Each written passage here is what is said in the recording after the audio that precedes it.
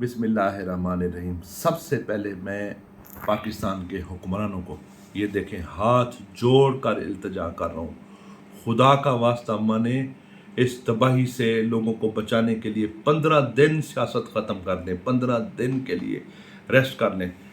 तबाही आ गई है सराइकी वसेब में, साउथ पंजाब में, और आज के जो व्यूअर्स मैंने देखे हैं और जो आज के जो हालात हैं राजनपुर और डेरा गाजी खान में, इस वसेब में सैकड़ों लोगों का मरने का ख़तरा है।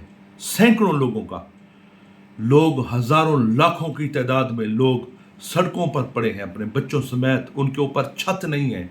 इतनी तेज़ बारिश है, खुदा का खौफ करें, इतनी तेज़ बारिश है, और उसमें बच्चे बच्चियाँ, बेटियाँ, माएँ, बुज़ुर्ग लाखों की तादाद में इंडस हाईवे के किनारे पे पड़ी है, लाखों की तादाद में। और लोग छतों पे बैठे हैं, लोग जो है वो अपने वो दरख्तों पे बैठे हैं, लाशें मिल रही हैं। आप पूछिए अपने रेस्क्यू इदारों से, पानी से लाशें निकल रही हैं। ये किसी एक डीसी का काम नहीं है, ये किसी एक कमिश्नर का काम नहीं है। ये एक ऐसी आफत है जिसके लिए नेशनल डिज़ास्टर मैनेजमेंट को फुल फाल करें आप।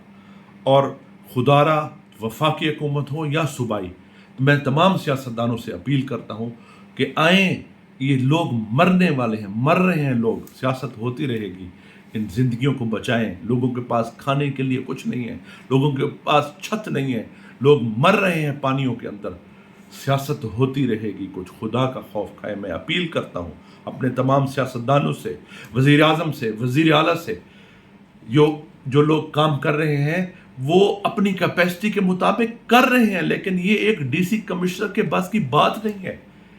पूरे इदारों को इसमें फाल होना होगा, तब जाके ज़िंदगियां बचेंगी। तो ये बहुत मुश्किल सूरत हाल है, और मैं रात के इस पहर इंतहाई दर्दनाक हालत में मैं अपील कर रहा हूँ पाकिस्तान के हुक्मरानों से कि खुदारा आएँ और इन डूबते हुए लोगों को बचाएं, आके इनकी मदद करें आके। वमा अलैना इल्लल बलागुल मुबीन।